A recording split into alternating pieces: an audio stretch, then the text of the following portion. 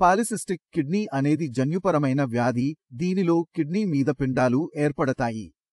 ఈ వ్యాధిని ఆపడం చాలా కష్టం. అది ఇంటికి అసాధ్యం. 40 మరియు 50వ దశలో పేషెంట్ చాలా సమస్యలు ఎదుర్కొన్నాడు. హలో, నా పేరు డాక్టర్ పురుధావన్. పాలిసిస్టిక్ కిడ్నీ గురించి ఈ వీడియోలో మాట్లాడబోతున్నాము. పాలిసిస్టిక్ కిడ్నీ అనేది జన్యుపరమైన వ్యాధి. దీనిలో కిడ్నీ మీద తిత్తులు ఏర్పడతాయి.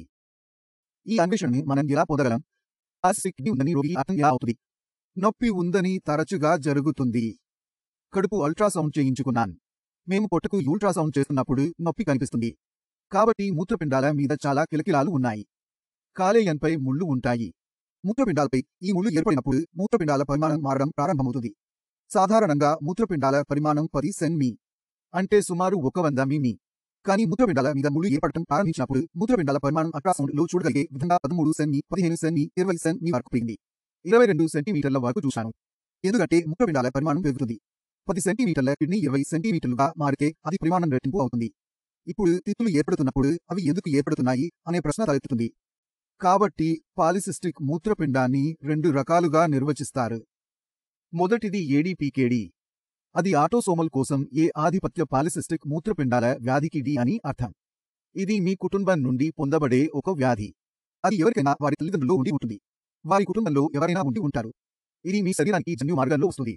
ఇప్పుడు జన్యు వ్యాధి అంటే ఏమిటి? అది ఎలా జరుగుతుంది? ఉదాహరణకి మీ కళ్ళ రంగు. మీ కళ్ళ రంగు ముదురు రంగులో ఉంటే అది మీ తల్లిదండ్రులతో కలిసిపోతుంది. ఒకరి కళ్ళు ఆకుపచ్చగా ఉంటే మరొకరి కళ్ళు ఆకుపచ్చగా ఉండే అవకాశాలు చాలా ఎక్కువ. అంటే మన శరీరం తయారైన విధానం, అది కనిపించే విధానం, మన శరీరంపై వెంట్రుకలు వచ్చే విధానం, మన ముక్కు ఆకారం, మన కళ్ళు, వేళ్ల రంగు. మీరు మీ కుటుంబం నుండి ప్రతిదీ ఒక విధంగా పొందుతారు. ఇప్పుడు అది కొనసాగిన లోపం ఉంటే అది మనం అదే రీతిలో వ్యాధులు పొందబడతాయి. ఒక వ్యక్తి జన్యువులు కిడ్నీల మీద కంటికలు ఉంటే, లివర్ మీద కంటికలు ఉంటే అప్పుడు మనం అదనపు చేయలేము. అది జన్యువులో డిఎన్ఏలో ఉంటుంది కాబట్టి మనం అది నిలిపివేయలేము. ప్రతి కణంలో మూత్రపిండాల మీద కలిపి ఉందని, ముళ్ళు ఉంటుందని అన్నిటిలో ఎన్కోడ్ చేయబడింది. మరి అక్కడ సమస్య ఏమిటి? ఈ వ్యాధిని ఆపడం చాలా కష్టం. పాలిసిస్టిక్ మూత్రపిండాలు తిత్తిని తొలగించడం అసాధ్యం. కారణం ఇక్కడ ఉన్న తిత్తు స్వభావంగా ఉంది. అది ప్రాసెస్లో ఉంది. ఇది అందరిలో కనిపించదు. ఆకుపచ్చ కళ్ళు అందరిలో కనిపించవు. అందరి కళ్ళు ఆకుపచ్చ, నీలం కాదు. అదేవిధంగా మూత్రపిండాలపై ఏర్పడే ముళ్ళు కుటుంబం నుంచి పొందుతున్నారు. కాబట్టి ఇక్కడ వైద్యం పాత్ర మారుతుంది. ఇక్కడ మంచి మంత్రం మరియు చికిత్స చేయడం ప్రముఖం. ఉదాహరణకు నేను వివరించడానికి ప్రయత్నిస్తాను. ఇది మీ ముక్కు ఆకారం. ఇప్పుడు ఏ వైద్యుడు మందులతో ఈ ముక్కు ఆకారాన్ని మార్చలేడు. ఉదాహరణకు నా ముక్కు మందంగా ఉంటుంది. అది సాధ్యం కాదు. కానీ సమస్య ఇది ఉన్నట్లు నాకు ఇది శస్త్రచికిత్స చేయాలి. కారణం ఇక్కడ స్ట్రక్చర్ మార్చాలిపోయింది. అదేవిధంగా మూత్రపిండాల మీద కలిపిన కంటికలు ఏర్పడటం మొదలయ్యాక మూత్రపిండాల బిల్లు మారిపోయింది. నిర్మాణంలో మార్పు వచ్చినప్పుడు ఏ మందు కూడా నిర్మాణాన్ని మార్చదు. అంటే ఏర్పడిన కంటిలు మురిగిపోవడం కష్టం. కానీ ఈ ముళ్లలో ద్రవం ఉంటుంది. అంటే ఇది ద్రవంతో నిండి ఉంటుంది. ఇప్పుడు ఈ ద్రవం నిండి ఉంది. ఈ ద్రవాన్ని నియంత్రిస్తే, ఎందుకంటే ముళ్లను మనం కంట్రోల్ చేయలేం. కానీ ముళ్ల లోపల ఉన్న ద్రవం నియంత్రించినప్పుడు మనకు ఏమి ప్రయోజనం ఉంటుంది? మూత్రపిండాల పరిమాణం పెరగడం ఆగిపోతుంది. మరింత మందికి అది కొద్దిగా తగ్గించడం ప్రారంభిస్తుంది. ఎందుకంటే అందులో నీరు తక్కువగా ఉంటుంది. పరిమాణం స్థిరంగా ఉంటుంది అని ఆ ద్రవ తగ్గుతుంది అని అర్థం. అది తగ్గడం ప్రారంభిస్తుంది. కాబట్టి మూత్రపిండాల మధ్య పనిచేసే నెఫ్రాన్లలో పనిచే యూనిట్లపై ఒత్తిడి తగ్గడం ప్రారంభమవుతుంది. ఒత్తిడి తగ్గడం వల్ల ఏమి జరుగుతుంది?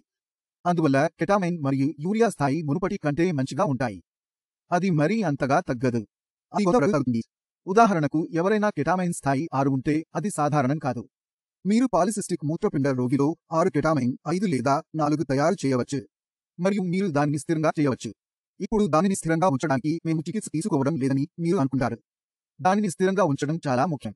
పాటించి స్థిరంగా ఉంచి దానిని కొనసాగిస్తే దీన్ని నూతన స్థితిలో ఉంచినప్పుడు ప్రయోజనం ఏమిటి? అంటే చాలా కాలం వరకు మీరు మరే ఇతర సమస్యల నుండి సురక్షితంగా ఉంటారు. మీరు మూత్రపిండాల పరిమాణాన్ని పట్టుకున్నారు. మీరు మీ 50-60లలో ఉన్నారని అనుకుందాం. మీకు పాలిసిస్టిక్ కిడ్నీ ఉందని మీకు తెలుసు. ఇప్పుడు 60 ఏళ్ల రోగికి 20 సంవత్సరాల ప్రాణం సరిగా పరిచర్య చేయాలి. పాటు 20 సంవత్సరాలు కిడ్నీని పట్టుకోలేకపోయినా 5, 6, 7 సంవత్సరాల పాటు పట్టుకోవచ్చు. కిడ్నీ తీవ్రతను తగ్గించడానికి రోగికి డయాలసిస్ చేయడం కావాలి. కాబట్టి రోగికి డయాలసిస్ లేకుండా లభించిన 5-6 సంవత్సరాలు రోగి జీవితంలోకి తోడ్పడతాయి. కాబట్టి మనం చేయాల్సిందల్లా పాలిసిస్టిక్ కిడ్నీలో వ్యాధి ముందుకు వెళ్లకుండా నియంత్రించాలి. మరియు దాన్ని చేసే మార్గం చాలా సులభం. నాట్లు ఏర్పడకుండా మనం ఆపలేం, కానీ నాచుల్లోని ద్రవాన్ని మనం నియంత్రించవచ్చు. కాబట్టి మా దృష్టి దానిపైనే ఉంది. మనం చేసే రెండో పని మూత్రపిండాల పనితీరును పెంచడం, తద్వారా శరీరంలోని వ్యర్థ పదార్థాలు అంటే క్యాలైన్ మరియు యూరియా పిలుపు అది సకాలంలో బయటకు వస్తూనే ఉంటుంది. మరియు మన శరీరం కొనసాగతీతంగా పనిచేస్తుంది మరియు ఏ సమస్యలు లేవు లేదా సంక్షోభం ఉంటే అది నిర్వహించగలిగేంత ఉండాలి. పాలిసిస్టిక్ కిడ్నీ ఒక జన్య వ్యాధి మరియు దాని వైరుధ్యం కుటుంబంలో కనిపిస్తుంది. ఇందులో అత్యధిక కేసులు నమోదవుతున్నాయి. కానీ ఆటోసోమల్ రిసెసివ్ పాలిసిస్టిక్ మూత్రపిండాల వ్యాధి కూడా కొన్ని కేసులు కనిపిస్తాయి. అంటే తల్లిదండ్రులు బాగానే ఉన్నారు, వారెవరికీ నాట్లు లేవు, వారి మూత్రపిండాలు పూర్తిగా మొదటి తరగతి సాధారణ మూత్రపిండాలు. కానీ పిల్లలో కిడ్నీ సమస్య ప్రారంభమవుతుంది అని చూడవచ్చు. ఇప్పుడు అది ఎప్పటికప్పుడు జరిగింది, అది ఎలా జరిగింది చెప్పడం చాలా కష్టం. కాబట్టి మీరు దీన్ని అర్థం చేసుకోండి. ఇది కూడా సెమీ ఫ్యామిలీ. ఇందులో ఉన్న ఒకే ఒక్క విషయం ఏంటంటే మీ తల్లిదండ్రుల్లో చరిత్రను మనం చూడలేం. మీ కుటుంబంలో అది మాకు కనిపించదు, కానీ ఇది మీ తల్లిదండ్రులతో ప్రారంభమైంది. అది వారికి హాని కలిగించలేదు, కానీ ఇది మీ శరీరానికి హాని కలిగిస్తుంది. కానీ పారివారి రెసెసివ్ కూడా అదే చికిత్స కలిగి ఉంది. ఒకే ఒక్క తేడా ఏంటంటే పేపర్ మీద రాసేటప్పుడు ఆటోసోమల్ డామినేటెడ్ అని రాస్తాం. ఏడీపీకేడి మీ కుటుంబంలో ఎవరికీ లేకపోతే మేము ఆటోసోమల్ రిసెసివ్ పాలిసిస్టిక్ మూత్రపిండాల వ్యాధిని రాస్తాము. ఇప్పుడు చాలా సంవత్సరాల పాటు మేము చాలా రోగులను చూసాము. ఈ పాలిసిస్టిక్ మూత్రపిండాల వ్యాధిని మేము 3 వర్గాలుగా నిర్వచించగలమని నేను మీకు చెప్పగలను. పాలిసిస్టిక్ మూత్రపిండాల వ్యాధికి ఒక ఆక్రమణాత్మక రకం ఉంది, ఇక్కడ కింద ప్రారంభమవుతుంది. అది 20-30 దశకాల్లో మొదలవుతుంది. మీరు 25 సంవత్సరాల వయసు ఉన్నారు మరియు మీ మూత్రపిండాలపై తిత్తులు ఏర్పడుతున్నాయని మీరు తెలుసుకోవచ్చు. ఈ పాలిసిస్టిక్ మూత్రపిండాల వ్యాధికి చాలా కష్టమైన రకం ఈ 20-30 దశలో ప్రారంభమవుతుంది. మీ సమస్య 40 మరియు 50లలో ఉంటే అది తేలికపాటి రకం. మూత్రపిండాలపై తిత్తులు 50వ దశకం తర్వాత ఏర్పడడం మరియు మూత్రంలో ప్రోటీన్ రావడం ప్రారంభమైతే ఈ సమస్య మీద మృదు రూపంలో ఉంటుంది. ఎందుకంటే మీ శరీరంలోని మిగిలిన అవయవాల వయస్సు 80-90లు. కాబట్టి మీకు దూకుడు రకం పాలిసిస్టిక్ మూత్రపిండాలు ఉంటే అది చాలా త్వరగా ప్రారంభమైతే 20 సంవత్సరాలలో ఏదైనా జరిగితే 80 సంవత్సరాలకు చేరుకోవడానికి 60 సంవత్సరాలు పడుతుంది. ఇప్పుడు 60 ఏళ్లుగా కిడ్నీ చెడిపోయిన వారిని తొలగించడం చాలా కష్టం. కాబట్టి ఇక్కడ వ్యాధి తీవ్రంగా ఉంటుంది. ఇక్కడ రోగి వయస్సు తక్కువగా కనిపిస్తుంది. అది ఎంతవరకు కనిపిస్తుంది? పాత వయస్సు ఉండడం వలన రోగికి సమస్య పెరుగుతుంది. అదేవిధంగా మీకు పాలిసిస్టిక్ మూత్రపిండాల వ్యాధి యొక్క మృదువైన రూపం ఉంటే 40 మరియు 50లలో పిండాలు ఏర్పడతాయి. మరి ఇక్కడ ప్రయోజనం ఏమిటి? ఎందుకంటే 40-50 దశకాల్లో సమస్య మొదలైతే 30-40 ఏళ్లను తొలగించాల్సి ఉంటుందని మనకు తెలుసు. కాబట్టి మనం 30-40 సంవత్సరాలను తొలగించకపోయినా 15-20 సంవత్సరాలను తొలగించినప్పటికీ మేము ఇప్పటికీ మన 60 మరియు 70 కలిగి ఉన్నాము. అది మరీ చెడ్డది కాదు. ఇప్పుడు తేలికపాటి రూపంలోకి వెళ్దాం. దీన్నే మైల్డ్ అంటారు.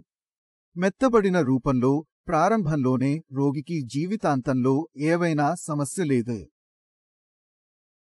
మూత్రపిండాల విలువ పెరుగుతుంది, కానీ సమస్య అంతగా పెరగదు. రోగికి 60 మరియు 70లకు ముందు మెడికల్ కండిషన్ ఉండకూడదు. ఇప్పుడు 80వ దశకంలో రోగికి ఏ సమస్య వచ్చినా పర్వాలేదు, అది ఒక వ్యాధి కాబట్టే జరుగుతోంది.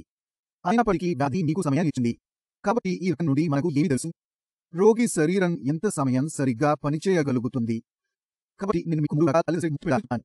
పారదర్శకత పెరిగిన, మధ్యస్థం మరియు మృదువైన విధాల్లో నిర్వచించగలవు. కుటుంబంలో 2 రకాలు ఉన్నాయో లేదో. ఆటోసోమల్ ఆధిపత్యం మరియు మదింపు. ఇప్పటికీ మనసులో ఒక సందేహం ఉంది. మీరు ఏదైనా అడగాలనుకుంటే డాక్టర్ అందుబాటులో ఉన్నారు, నేను అందుబాటులో ఉన్నాను, మరియు మేము ఈ సమస్యలో మీకు సహాయపడగలము. దీనిలో నేను మీకు విశ్రాంతి పొందాలనుకుంటున్నాను. తర్వాతి వీడియోలో కలుద్దాం. వీడ్కోలు. చూసినందుకు ధన్యవాదాలు.